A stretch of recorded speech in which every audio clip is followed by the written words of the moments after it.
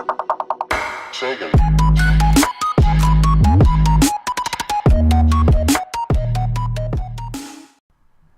everybody, Hodag here to show you how to build your own automatic sugarcane farm. With 1.11's release, fireworks are now the biggest thing, and fireworks take paper, which is made from sugarcane, as well as gunpowder, so this will get you about halfway there. But basically I started playing around with the observer block because I wanted to make a slime block piston shoving sugarcane elevator, and I've been stopping watching tutorials online because I want to try to create my own, and I'm not that original, so if I watch tutorials then I can't think of anything except for what I've already seen. So just to demonstrate how this farm works, it is also very lag friendly if you're on a server, and it is very simple as well, because I've seen these farms before where if all of a sudden one of them grows, a whole stack of like 32 pistons will fire and they will harvest all of them. That does cut down on the observer blocks, but it doesn't cut down on all the piston lag and everything that you're going to have. So basically I've gone with more pistons, more observer blocks, and less piston lag. So if I put one here, only that one is going to fire. Same thing if I put one there. However, if I put one on the opposite, you'll see that these 3 will fire. But the most that would ever fire in this farm is 3. It will never be more than that. And with all of the glass on here, you can put this thing as long as you want. This thing could be 256 blocks wide, and it would still be fine. But it is 4 blocks wide, I guess. You can make it as long as you want. But basically, it's going to be a completely lossless farm. All you need is your minecart down here going back and forth right underneath the dirt, and you pick up all the sugarcane, and you can start making your own fireworks and flying for as long as you want. So let's get to showing you how to build this thing. Alright, so as we said before, all you're going to need is a 4 wide section, and you can make it as long as you want, but just for the sake of this video, we're going to make ours about 7 blocks long. And the first thing you need to do is set up your minecart track, so that's going to go right here in the middle. You can power it however you want. You could use powered rails all the way, or you could not. That's really up to you, but I am going to because, you know, infinite rails here in the testing world. And then you just put that in there, stop it, and that thing will travel back and forth. Now, that is pretty simple. However, you will actually need to figure out how long you want this thing and then create some sort of collection system for the minecarts at the end of it. I'll let you guys figure that part out.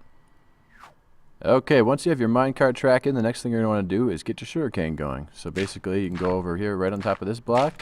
You can use nothing. Well, you could use grass, you could use dirt. You can't really use sand, though, because that could fall straight through, though, and then you can have some problems. But you'll want to put an entire row behind that dirt, just like that.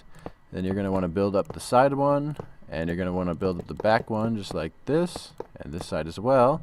And that will let you put your water in here. I'm going for an infinite water source, but you don't necessarily need to. And you will want to go ahead and cover up that water, just like that, and you can go ahead already and put your sugarcane in. So there we go, just one high is fine. And now let's go ahead and figure out how to go ahead and put the redstone in. Okay, you do need quite a few pistons for this, for as long as you want. It's basically 1 piston per sugarcane stalk, but you're just going to go here and place your regular pistons just like that. You're going to go around the back and place on top of those your observer blocks. And believe it or not, you're almost there already. All you need to do is every other one, you can place a solid block just underneath the observer block. Then you need to kind of make a checkerboard pattern and paste them opposite on the odd blocks. And now you just place your redstone. You're going to have 1 redstone there, then up, then down, then up, then down, then up, then down. And believe it or not, your sugarcane farm is done. The only thing that's left is to basically make this thing so that when the sugarcane breaks, you are not going to lose any of it. So you can just build up glass around it or anything else. You could make this completely so you can't see it if you really wanted to, but it's always nice to show off your builds. So just build up your glass and then put it over the top, and that's it. It is done, believe it or not. That's your entire sugarcane farm completely done. All you need to do now is, like I said, figure out your collection system and then sit around collecting all the sugarcane and making all the fireworks. Now, one last thing before I go. I'm not going to say that this hasn't already been figured out. In fact, there are probably other people on YouTube who have done this and probably even fixed it and made it even better somehow, or made it less resource heavy, or did something like that. But this is what I came up with my farm. I'm going to be putting it in my survival world very soon, and I took a few things into consideration. You have to consider the resources that you're using. You have to consider if it's lossless or not. But this is the one that I like, you guys, so I went with this one. If you like this one, go ahead and build it. If you don't, look on YouTube. There's a lot of other YouTubes out there that are amazing at redstone, and with the new observer block, it is making things pretty easy to come up with some cool contraptions these days.